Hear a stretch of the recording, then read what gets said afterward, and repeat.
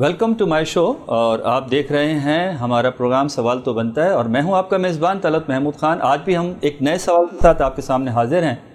अब देखना यह है कि जो सवाल हम आपके सामने रखने जा रहे हैं क्या वो सवाल बनता भी है या नहीं, या हमने वैसे ही रख दिया है। इस प्रोग्राम के आखिर में यकीनन ये फैसला तो आप लोग ही करेंगे। आज का हमारा जो सवाल है वो स्टेटस से रिलेटेड है। स्टेटस यकीनन आप जानते हैं कि इस स्टेटस का फड्डा तो है, अज़ल से रहा है और शायद ये अब तक ही रहेगा कि तुम छोटे हो हम बड़े हैं, ये ए क्लास का, ये बी क्लास का, वो सी क्लास का।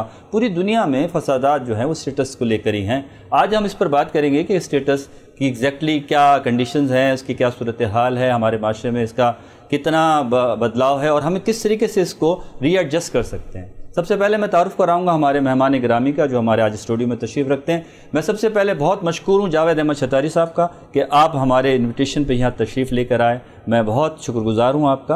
और उसके अलावा हमारे साथ हैं मिस किंजा। आप जो हैं मेरे ख्याल स्टूडेंट भी हैं और पढ़ भी रही हैं और साथ साथ ट्यूशन भी कर रही हैं और कोचिंग से भी आपका ताल्लुक़ है, टीचिंग भी करती हैं आप। आज के इस टॉपिक पर हम आगे बढ़ने के लिए सबसे पहले सवाल जो कर रहे हैं जावेद साहब आपसे मैं करूंगा कि हमारे माशरे में top burger family, mummy daddy family और ये एक क्लास लोगों का जो कॉन्सेप्ट आया हमारे माशरे में, ये कहाँ से आया और क्या ये ठीक है, दुरुस्त है? इस पर आपकी क्या राय? आऊज़ु बिल्लाहि मिनश शैतानिर रजीम, बिस्मिल्लाहिर रहमानिर रहीम। अगर हम अवाइल इस्लाम में जाएं या उससे पहले 5000 क़ब्ल मसीह की तरफ जाएं तो ये उस वक्त भी मौजूद था। लेकिन उस वक्त जो ये कल्चर था ये कौम और कबाइल का था। और कुरान पाक की आयत जो मुझे याद आ रही है, अल्लाह पाक कम बेशी माफ़ फरमाए कि वजअलनाकुम शुअबन व क़बाइला लितअर्रफू, कि और हमने दुनिया में भेजा है कौम और कबीले की शक्ल में ताकि तुम्हारा तारुफ हो सके, तुम्हारी पहचान हो सके। लेकिन इसके बाद, इस्लाम के बाद ये बात आई कि अगर कोई शख्स दौरान जंग अपने कौम कबीले का झंडा उठाए और कहे कि मैं अफजल कौम से हूँ, मैं अफजल कबीले से हूँ, तो जंग छोड़ देना, पहले उसका कत्ल करना। यानी कि इस्लाम छोटे और बड़े की नफ़ी करता है। पहली बात तो ये आ गई। अब कौम और कबाइल से निकलकर इस मामले को आज के पैराए में देखा जाए तो छोटे बड़े की तारीफ ये हो गई कि किसके पास ज़्यादा पैसा है, किसके पास कम पैसा है, किसके पास किस इलाके की रहाइश है, किसके पास किस इलाके की रहाइश है, कौन सा आदमी रतबुल लिसान है, कौन सा आदमी किस ज़बान को किस लबो लहजे में बात करता है और कौन सा शख्स किस लबो लहजे में बात करता है, तो उससे उसका रहन सहन, उसका कल्चर, उसका मर्तबा और उसकी क्लास का पता चलता है। गो के माशरे के अंदर क्लासिफिकेशन इंसानों की एक बुरी बात है, लेकिन अगर हम इस क्लासिफिकेशन को निकाल दें, छोटे और बड़े को निकाल दें, अच्छे और बुरे को निकाल दें, तो माशरा, सोसाइटी कोलैप्स हो जाएगी और ढह जाएगा। हर आदमी कहेगा कि मुझे अफसर बनाओ, या हर आदमी कहेगा कि मुझे फलाना ओहदा दो। तो इससे माशरे में इस्तेहकाम रहता है और जो शख्स जितनी कोशिश या काविश करता है उसको उसके बराबर हिस्सा दुनियावी तौर पर मिलने लगता है। लेकिन जो लोग सैडिस्ट होते हैं या यूँ समझें जो इस चीज़ को compete नहीं कर पाते, तो वो उस बात को क्लास का नाम दे देते हैं। कहते हैं जी ये बर्गर है, ये एलिट क्लास का है। जब बर्गर तो आज कहते हैं, उसको कहते हैं कि एलिट क्लास का है, ये मिडिल क्लास का है, ये लोअर मिडिल क्लास का है, या ये शेड्यूल कास्ट का है, या छोटी क्लास का है। तो इन सब बातों के अंदर हम अगर चीज़ देखें तो माशी उनसर बुनियादी चीज़ है।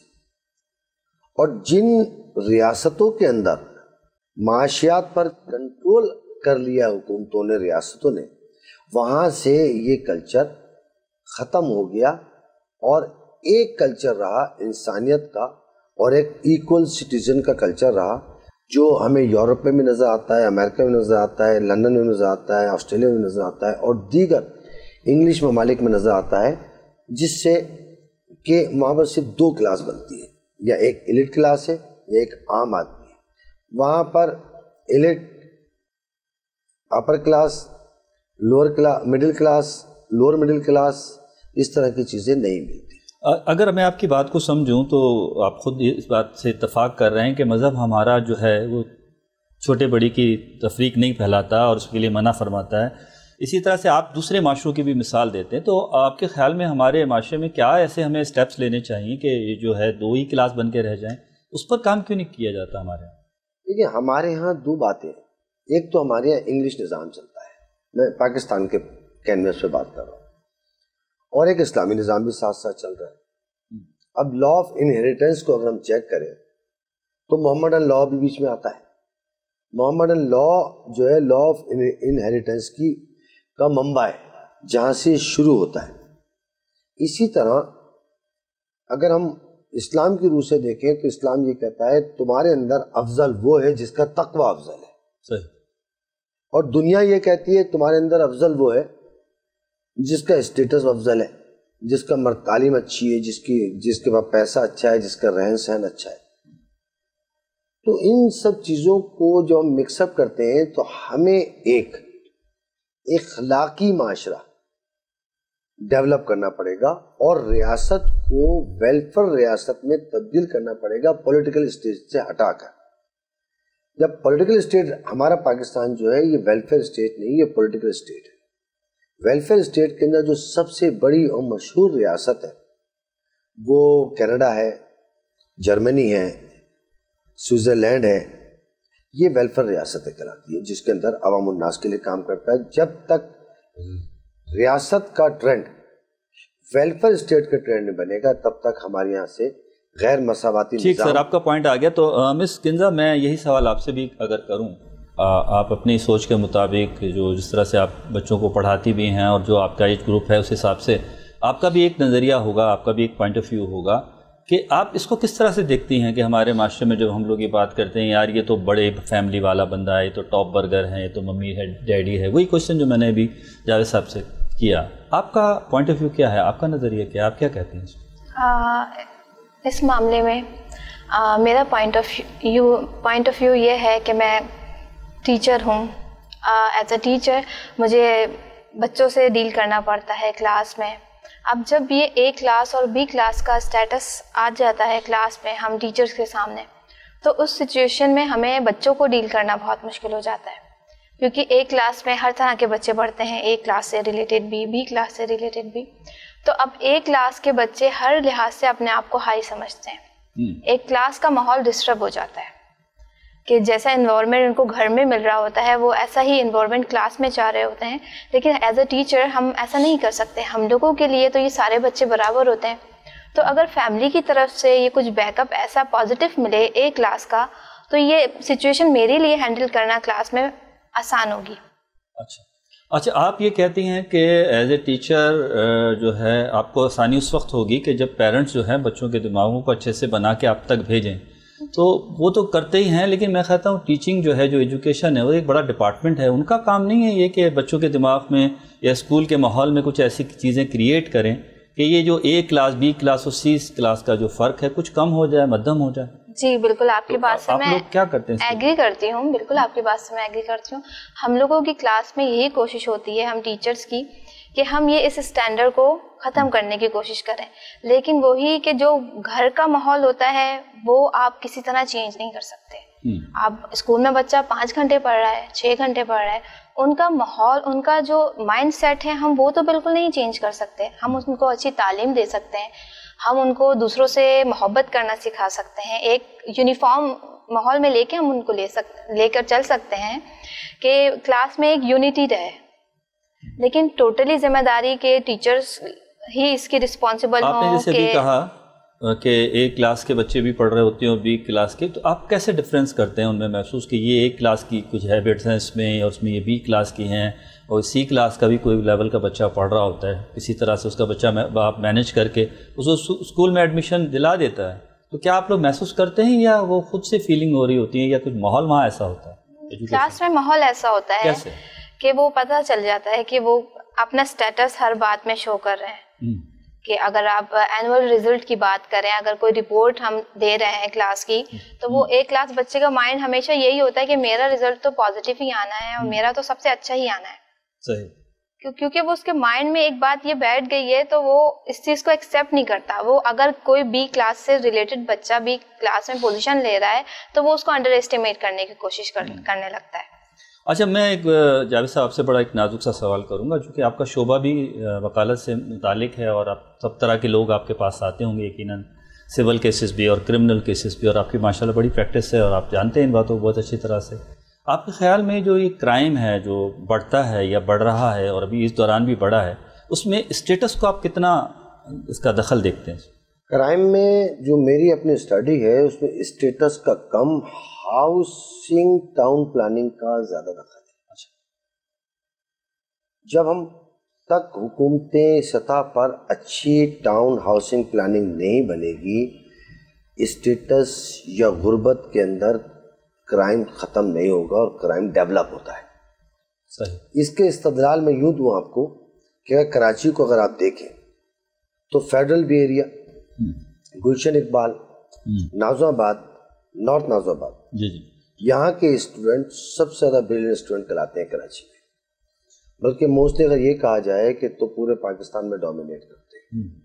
اس کی وجہ اگر آپ دیکھیں تو نازو آباد میں بڑے بڑے کھیل کے میدان موجود ہیں, بڑے بڑے گھر اور چوڑی چوڑی گلیاں. نارتھ نازو آباد میں بڑے کھیل کے میدان, چوڑی گلیاں, بڑے گھر, federal be area, Gulshan Iqbal. اس کا مطلب یہ ہے, اگر اس کا ہم رینڈم نکالتے ہیں تو اس کا مطلب یہ ہے کہ اگر ٹاؤن ہاؤسنگ پلاننگ اچھی طریقے سے کی جائے اور ایمینٹی پلاٹس جو ہمارے 60% ریزیڈینشیل ایریا میں 40% ایمینٹیز ہوتی ہیں ان کو مینٹین کیا جائے تو علاقے میں کرائم اور جرائم کی فرصت ہی نہیں ہوتی. اگر آپ ویسے دیکھیں کراچی کے اندر, ہم کراچی کے کینوس سے بات کر رہے ہیں, کراچی کے پروٹیسٹ سے بات کر رہے ہیں, کہ جتنی کچی آبادیاں ہیں جہاں پتلی گلیاں موجود ہیں, چھوٹے گھر موجود ہیں, کچی سڑکیں موجود ہیں, جہاں پر صحیح میونسپلٹی کا صحیح انتظام نہیں ہے, وہاں کرائم اور کرائم زیادہ ہے. اس کی وجہ یہ ایک 40 گز کا گھر ہے جس میں 7 بچے رہ رہے ہیں. اب وہاں پر کیا پرائیویسی ہے, کیا رہنا ہے, کیا سہنا ہے, تو بچے باہر بیٹھ رہتے ہیں. پتلی گلیوں کی وجہ سے لا انفورسمنٹ ایجنسیز کے وہاں تک ایکسیس نہیں ہوتی. صحیح.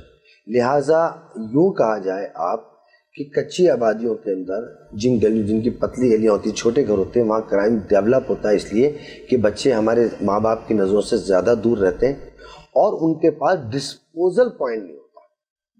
یہ ڈسپوزل پوائنٹ ایک سائیکولوجیکل لفظ ہے کہ جب کوئی شخص جس کے اندر, ہر بچے کے اندر ایک فطری طور پر تحت شعور میں ایک غصہ ہوتا ہے اور غصہ نکالنے کی جگہ نہیں ملتی, تو وہ ایک غصہ ہم ایک دوسرے پہ نکالتے ہیں. اب کھیل کا گراؤنڈ ہے تو ہم نے کھیل کر اپنا غصہ نکال لیا. اسی طرح ادر ایکٹیویٹیز ہیں. تو اس لیے میں سمجھتا ہوں کہ کرائم جو ہے وہ غریب علاقوں میں یا کچی آبادیوں میں نسبتاً زیادہ اچھی ٹاؤن پلاننگ نہیں ہوتی, وہاں زیادہ ہوتا ہے. اچھا, ٹھیک. اچھا, یہی سوال اگر میں آپ سے کروں, آپ کا اپنا پوائنٹ آف ویو ہوگا, آپ اپنے اطراف, اپنے ایریا, اپنے اسکولز یا ماحول میں سب کچھ دیکھتی ہوں گی, ٹی وی ڈراماز اور اطراف کی خبروں سے بھی آپ کو بہت ساری انفارمیشن ملتی ہوگی. آپ کیا کہتی ہیں کہ اسٹیٹس جو بڑھاؤ ہے, جیسے فیملیز میں کہا جاتا ہے بھائی بڑی گاڑی خریدو, بڑا گھر لو, بڑے ایڈمیشن بڑے اچھے اسکول میں دلاؤ, ان چیزوں سے کیا کرائم بڑھتا ہے لوگوں کے اندر؟ بالکل بڑھتا ہے. میں آپ کی بات سے ایگری کرتی ہوں کہ اسٹیٹس کانشیس لوگ ہماری سوسائٹی کے آج کل دن بہ دن اسٹیٹس کانشیس ہوتے جا رہے ہیں. اگر ہم ایک مثال لیں, اگر 2 بہنوں کی مثال لیں کہ جس کے بچے کسی ایک اچھے سٹی یا کراچی گرامر بڑے اسکول میں پڑھ رہے ہیں, اور ایک بہن ہے جس کے بچے اتنے ہائی فائی اسکول میں نہیں جا پا رہے, نارملی بی کلاس اسکول میں ہیں, تو وہ ایک 2 بہنوں میں ہی ایک اسٹیٹس گریڈینٹ کریٹ ہو جاتا ہے. اگر آپ دیکھیں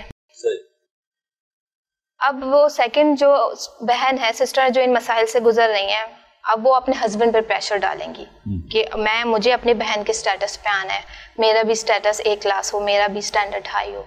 اگر اب وہ اپنے ہسبینڈ کو پریشرائز کرے, اب ہسبینڈ تو نہیں کر سکتا نا, اب اس کی جاب ہی اتنی نہیں ہے کہ وہ اپنے بچوں کو ایسا A کلاس فیوچر دے یا بڑی گاڑی دے یا ایک بڑے اچھے علاقے میں ان کو بنگلہ دلائے.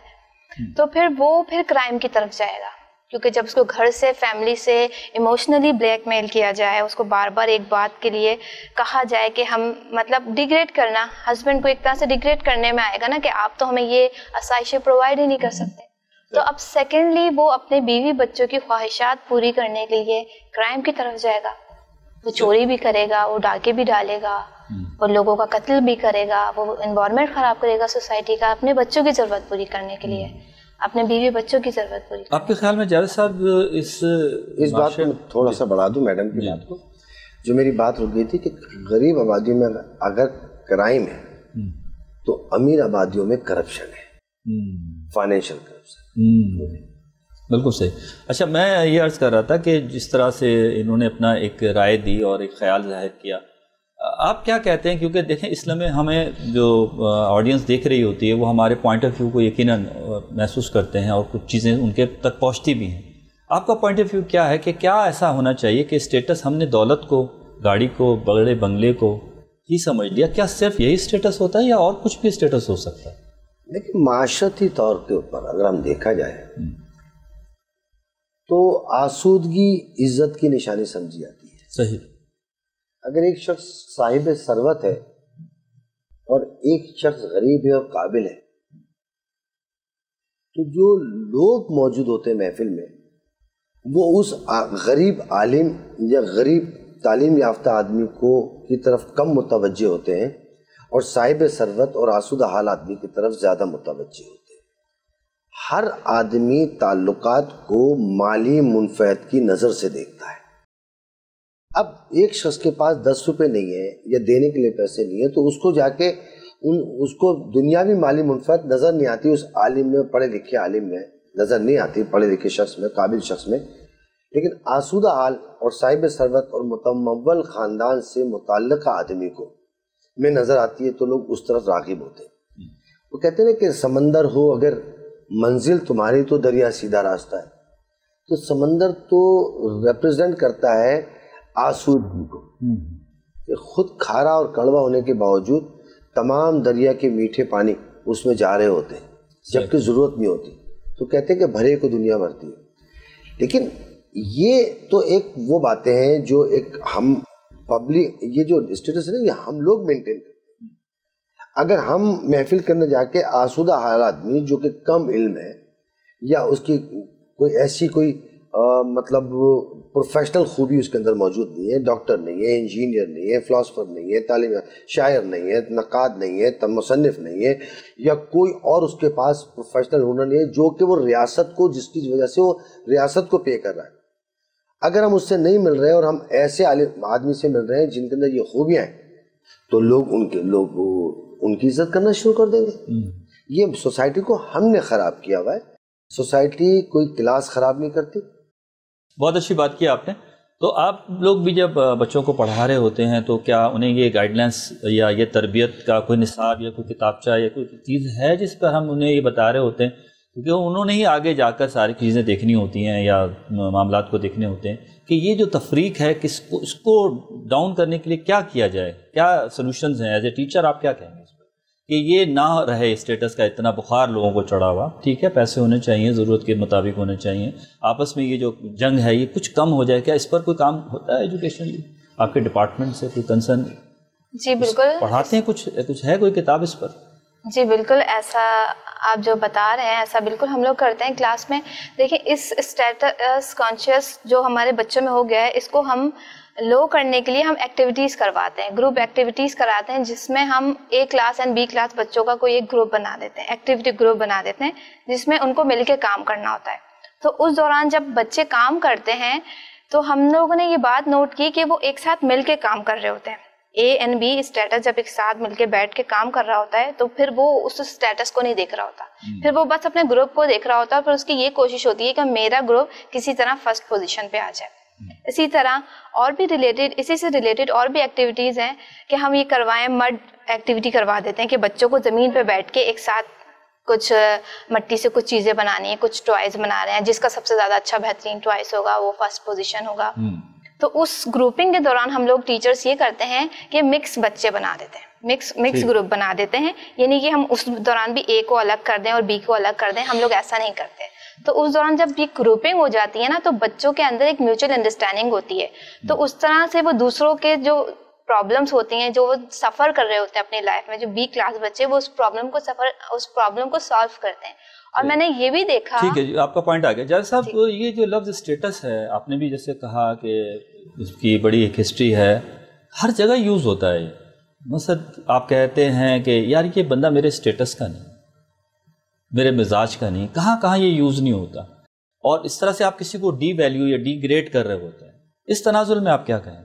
کیا یہ کہہ دینا چاہیے ہمیں، یا ہمیں ایسا سوچنا چاہیے کہ یار یہ ایجوکیشنلی بھی بہت ڈاؤن ہے ہم سے؟ اگر ہم ایجوکیٹڈ ہیں، ہم کچھ اسے ڈیلیور کر سکتے ہیں، تو ہمیں کیا ضرورت ہے یہ بار بار کہنے کی کہ وہاں پر بھی ہم اسٹیٹس کاؤنٹ کرتے ہیں کہ یار یہ ہمارے لیول ہی کا نہیں ہے، ہمارے بی کلاس بندہ ہے، اس کی مینٹل اسٹرینتھ چھوٹی ہے، یہ ہمارے اسٹیٹس کا ہی نہیں ہے. بات چیت میں نہ کہ کوئی بزنس ہم اس سے ڈیل کر رہے ہیں، اس میں آپ کیا کہیں؟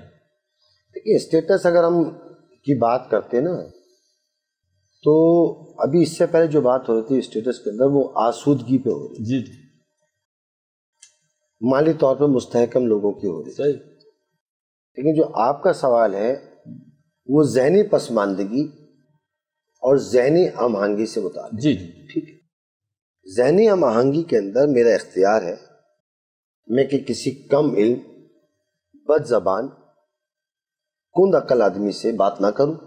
میں کہوں گا میرا اسٹیٹس نہیں ملتا، اس سے میں بات کروں کہ سوال چنا ہے جواب گندوں، میری مرضی نہیں کروں.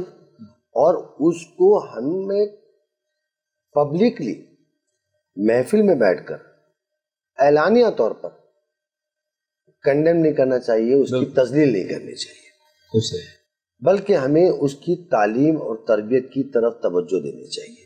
Very nice. آدمی کو یہ خیال ہونا چاہیے کہ اگر میں کسی سے کوئی بات کر رہا ہوں اور یہ میرا سوال نہیں سمجھ رہا، تو میرے پاس اس کا آلٹرنیٹو آسان الفاظ میں جو کہ وہ سمجھ سکے ایسا جملے سے میں پھر سوال کروں.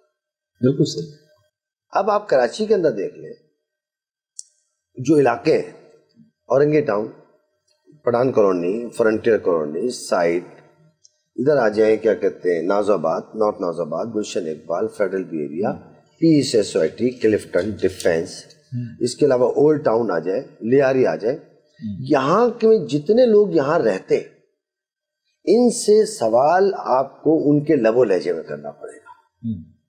اگر آپ ان کے لب و لہجے میں سوال نہیں کریں گے وہ آپ کا سوال نہیں سمجھے گا. جب آپ اپنا سوال اس کے لب و لہجے میں نہیں کر رہے تو اس کو کند عقل، جاہل، بیوقوف، گنوار کہنے کا آپ کو حق نہیں ہے.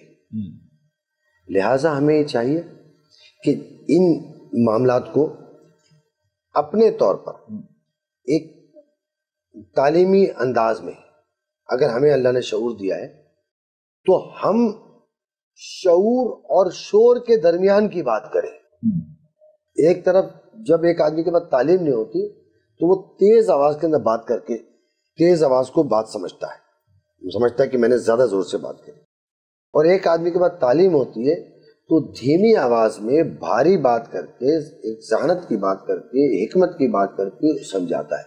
لیکن ایک طرف شعور ہے اور ایک طرف شور ہے، تو باشعور آدمی تیز آواز میں بات نہیں کر سکتا، اور بے شعور آدمی تیز آواز میں آپ سے بات کر رہا ہے.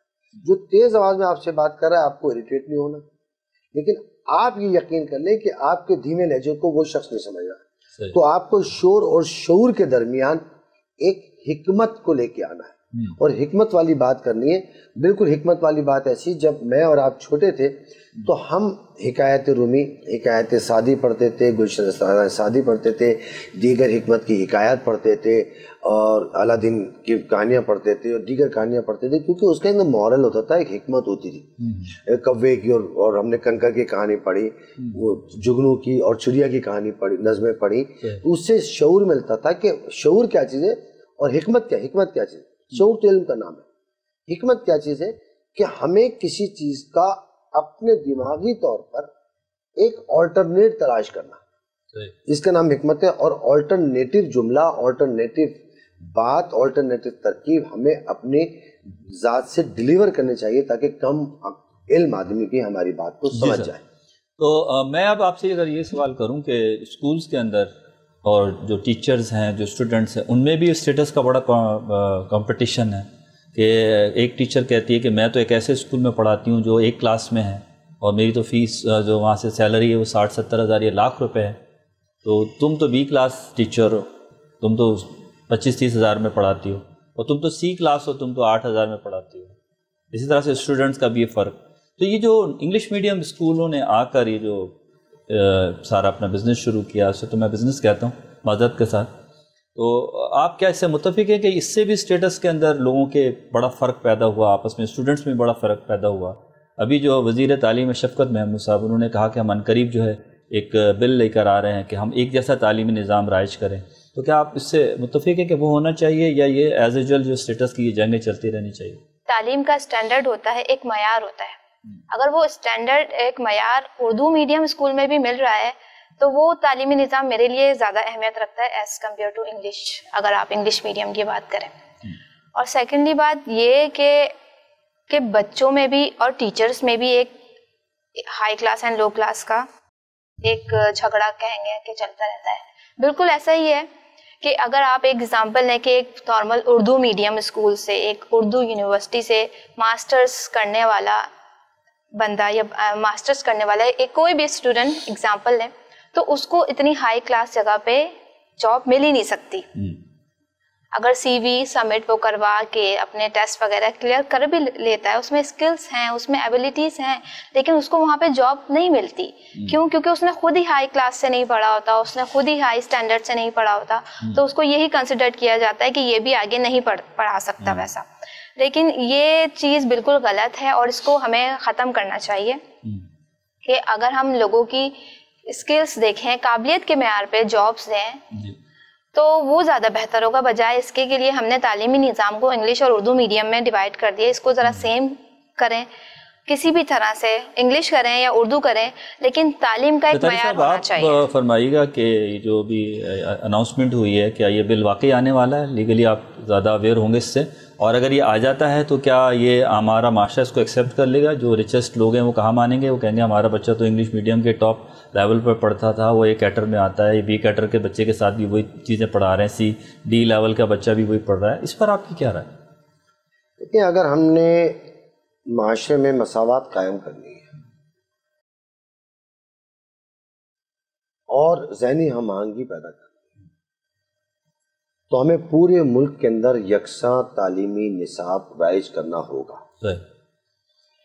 ایک آسودہ حال آدمی کا، امیر شخص کا بچہ جب اسی اسکول میں جائے گا، یہ نہیں اسکول الگ کرتا ہے، کوئی بات نہیں ہے، تو جو معاشرتی علوم یا سوشل اسٹڈیز وہی بچہ پڑھے گا، وہ میرا بچہ پڑھے گا۔ تو جب میرا بچہ پاکستان کا جغرافیہ بتائے گا، پاکستان کا کلچر بتائے گا، اور انگلش میڈیم کا بچہ برطانیہ کا کلچر بتائے گا، امریکہ کا بتائے گا، کینیڈا کا بتائے گا، جہاں اس نے رہنا نہیں ہے، تو یہ تفریق ختم ہو جائے گی۔ پھر بچوں میں ایک دوسرے کے اندر صوتی مواصلاتی ایک نظام مطلب قائم ہو جائے گا، اور میرا بچہ اور دوسرے کا بچہ آپس میں ایک ہی ٹاپک پر بات کر سکیں گے۔ بالکل صحیح۔ اور پھر اس سے کیا ہوگا، اسکولوں کا نظام بھی بہتر ہوگا، اسکولوں کی حالت بھی اچھی ہوگی، اور ہر چیز ہوگی جب میری مجبوری ہوگی۔ ہم نے جب میں 6 کلاس میں تھا تو سارے اسکول نیشنلائز ہو گئے تھے اور سب کی فیس 6 روپے مقرر ہو گئی تھی، سارے پرائیویٹ اسکول اور انگلش میڈیم اسکول ختم ہو گئے تھے۔ ہم نے انہیں اسکولوں سے پڑھا، ہمارے ساتھ کے جتنے افسران ہیں، گورنمنٹ افسران، جتنے بھی لوگ ہیں، سب وہ 6 روپے اسکول کے اور ٹاٹ پٹی اسکول کے پڑھے گئے، کیونکہ اس وقت پاکستان اتنا آسودہ حال نہیں تھا کہ اسکولوں کی معیار، اسکولوں کی عمارتیں اور اتنا اچھا ہوتا۔ کہیں پر بھی کہیں جہالت نہیں ہے، کہیں پر بھی کم علمی نہیں ہے۔ علم اسکول کی بات نہیں ہے، علم نصاب میں، نصاب تعلیم میں اور شعور کے اندر ہے کہ ہمارے ماں باپ کس طرح کر رہے ہیں, ہمارے ٹیچرز کیا کر رہے ہیں. جب انگلش میڈیم کی بات کرتے ہیں, میڈیم سے کوئی فرق نہیں پڑتا. انگلش میڈیم میں اگر بچہ پڑھتا ہے سمجھے تو وہ بھی اسی ایک ہی اسکول میں, سیلیبس ایک ہونا چاہیے.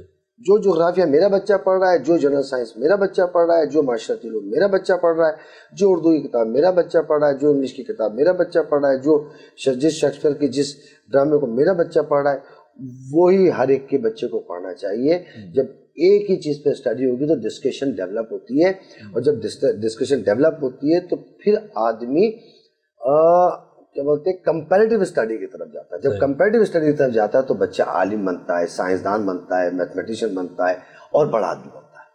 سر میرا اس میں جو کوشچن تھا, ماشاءاللہ آپ نے بہت پیارا جواب دیا ہے, اور اللہ کرے کہ سب کچھ ایز یوزول ہو جائے. آپ کو کیا لگتا ہے کہ یہ امپلیمنٹ ہو جائے گا اتنا ایزیلی؟ یہ تو قانون تو پاس ہو جائے گا, نہیں کہ مجھے ایسا لگتا ہے, میری اپنی رائے ہے, ضروری نہیں ہے.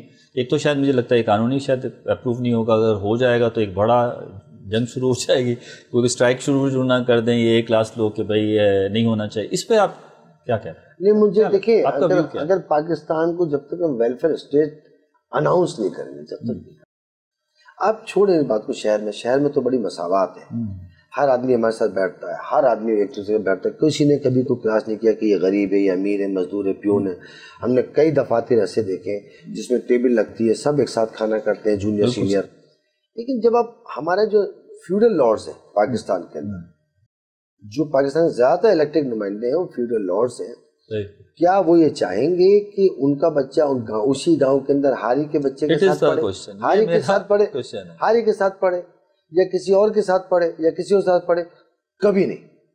لہٰذا یہ نظام کی بات کرنا ایک اچھی بات ہے, لیکن جب تک چین اور روس کی طرح انقلابی صورتحال پیدا نہیں ہوگی تب تک یہ نظام قائم نہیں ہو سکتا. اچھا, آپ ایجوکیشن سے آپ کا تعلق ہے, تو ایک اسی طرح کا ایک کوشچن, مذہبی کوشچن میں آپ سے کروں گا کہ ہمارا جو مذہب ہے وہ کہتا ہے کہ غریبی میں امیری ہے. تو ہمارے ہاں ایک سسٹم اور کلچر یہ ہے کہ غریب آدمی کا کوئی اسٹیٹس ہی نہیں ہوتا. جتنے نبی پیغمبر انبیاء گزرے وہ دولت سے کوئی ان کا تعلق نہیں تھا, کوئی وابستگی نہیں تھی, کوئی ایک تعلق نہیں نظر آیا کہیں, اور دور رہے ہمیشہ ان چیزوں سے, اور امیری میں بادشاہ تھے. تو کیا مذہب میں جب ہم اسلامیات بچوں کو پڑھاتے ہیں, آپ لوگ پڑھاتے ہیں, تو یہ چیز کتنی افیکٹو ہوتی ہے بچوں پہ؟ کیا وہ صرف مالی طور پہ پیسے کو ہی کاؤنٹ کرتے رہتے ہیں ہر وقت, اور شاید یہی وہ وجہ ہے کہ اس کی وجہ سے وہ یہ تفریق پیدا ہوتی ہے اسٹیٹس کی اور جنگ کی اور کمپٹیشن کی اور ایک دوسرے کو نیچا دکھانے کی؟ تو کیا آپ اس بات سے متفق نہیں کہ ہمارا مذہب ہمیں بار بار تربیت دیتا ہے کہ غریبی اور عام سچویشن میں بھی انسان جو اس کو مل رہا ہے اپنی اسٹرگل کرے, کوشش کرے, ایفرٹ کرے, لیکن یہ بار بار اسٹیٹس کی بات اور کسی کو ڈاؤن کرنا, گرانا, کیا اس حوالے سے آپ کیا کہیں گے؟ مذہب کے اس جملے کے حوالے سے آپ کیا کہیں گے؟ دیکھیں, مذہب تو ہمارا برابری کا سلوک کہتا ہے کہ برابری کا سلوک کیا جائے ہر ایک کے ساتھ. اسٹیٹس کی تو بات ہمارے مذہب نے کی نہیں ہے ہی نہیں. جو بھی بات ہے, اگر کوئی برتر ہے کسی سے تو تقویٰ کی بنیاد پہ ہے. اور دوسری جگہ میں حضرت علی کا قول یہاں شامل کروں کہ حضرت علی فرماتے ہیں کہ دنیا کا امیر ترین انسان وہ ہے جس کا اچھا دوست ہے. صحیح ہے. اور دنیا کا غریب ترین انسان وہ ہے جس کا کوئی اچھا دوست نہیں ہے. تو امیری اور غریبی تو یہیں سے پتہ چل گئی. صرف امیر پیسے کو نہیں کہہ سکتے, انسان دل کا بھی امیر ہونا چاہیے, اس کا دماغ بھی تھوڑا امیر ہونا چاہیے کہ اگر اس نے اس ہائی سٹینڈرڈ سے پڑھ لیا ہے, کچھ تعلیم اور تربیت اچھے اسکول میں حاصل کر لی ہے, تو اس کو لوگوں کو اس تعلیم سے لوگوں کو ڈی موٹیویٹ نہ کرے. کیونکہ ہمارا اسلام, ہمارا مذہب تو ہمیں اس چیز کی کبھی بھی اجازت نہیں دیتا.